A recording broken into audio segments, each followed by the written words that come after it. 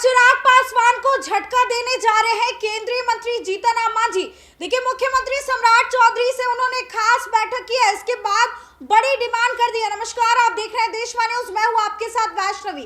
क्या चिराग पासवान को इस बार जीतन राम मांझी बड़ा झटका देने वाले हैं? आज मुख्यमंत्री सम्राट चौधरी से उन्होंने खास मुलाकात की और इसके बाद बड़ी डिमांड कर देते हैं। आपको बता दें कि बिहार विधानसभा चुनाव के बाद अब बिहार विधान परिषद की खाली हो रही सीटों पर चुनाव होने वाला है, जिसको लेकर के 1 जून को नोटिफिकेशन जारी कर दिया जाएगा।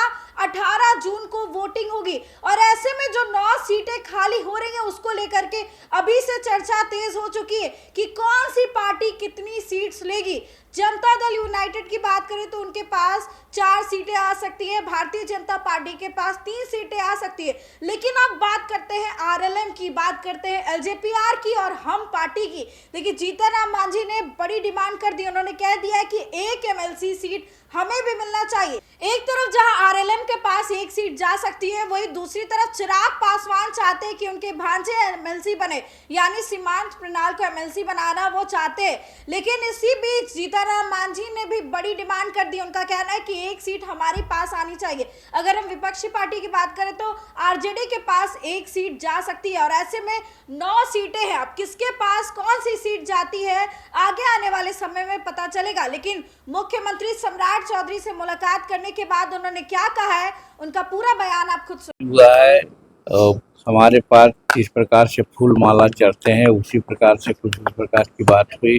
वो पुलिस का काम है, अपना कर रहे हैं। हम इसको बहुत अन्यथा नहीं मानते हैं। सब कुछ छोटे भर में भी हम आधा घंटा और अपना भाषण देते रहे, सारी बातें हुई, तो उसको हम कोई बहुत बड़ी घटना नहीं मान रहे हैं। कुछ नहीं, ये पुलिस समझे कि क्या है और क्या ना है, पुलिस अपना कार्रवाई कर रही है। अच्छा सर, जिस तरीके से अब एमएलसी चुनाव को लेकर के भी सर डेटे जो है वो ऐलान कर दिए गए हैं, सर आप लोग सर मांग कीजिएगा सिर्फ से ज़्यादा डेट ऐलान हुआ है। देखिए, मांग तो बहुत पहले से हमारी है कि भाई हम 5 विधायक हैं, 1 एमएलसी भी हैं, मंत्री भी हैं, भारत सरकार में हैं। और जहाँ तक कार्यकर्ताओं का सवाल है, किसी भी पार्टी से हमारे कार्यकर्ता सभी जिलों में कमज़ोर नहीं हैं। चाहे जिस तरह का एनडीए का प्रदर्शन होता है उसमें हमारे कार्यकर्ता बढ़ चढ़ कर के साथ लेते हैं। चुनाव के पहले विधानसभा वाइज कुछ ऐसे हुए थे, उसमें हमारे लोग बहुत काफ़ी भाग लिया था। उसका उस समय के तत्कालीन अध्यक्ष ने इसको हमको बतलाया था। उस आधार पर हमारे दिमाग में भी बनती है कि हम को माने हिंदुस्तानी अवाम मोटर सेक्युलर को एक कम से कम एमएलसी का पद मिलना चाहिए। इसकी चर्चा हम सेंट्रल के जो हमारे नेतागण हैं उनसे हम करेंगे। यहाँ पर हमारी कोई बात नहीं हुई। राज्यसभा में भी कंप्रोमाइज किया सर, डिमांड कीजिएगा सर। दोनों में पूछेगा तो मुझे समझ में नहीं आएगा। राज्यसभा में आपने कंप्रोमाइज किया और आप अपने गठबंधन के प्रति हमेशा समर्पित रहे। आज भी हम समर्पित हैं, हमारा कोई शर्त नहीं है। हम कहेंगे कि अगर हमको एमएलसी का पद दिया जाता है, इससे हम एनडीए गठबंधन मजबूत होगा, हमारा जो दल है हमारे लोग हैं और आकर्षित होंगे और उससे एनडीए को फायदा होगा।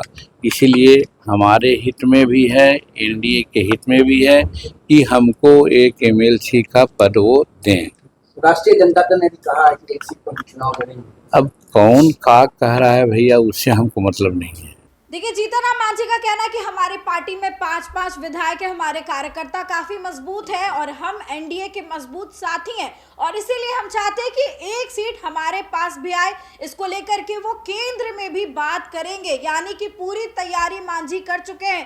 राज्यसभा इलेक्शंस में तो उन्हें कुछ नहीं मिला, लेकिन अब मांझी चाहते हैं कि उन्हें 1 सीट किसी भी हालत में मिलना चाहिए। तो फिलहाल इस खबर में बस इतना ही। देखते रहे देशवाणी न्यूज।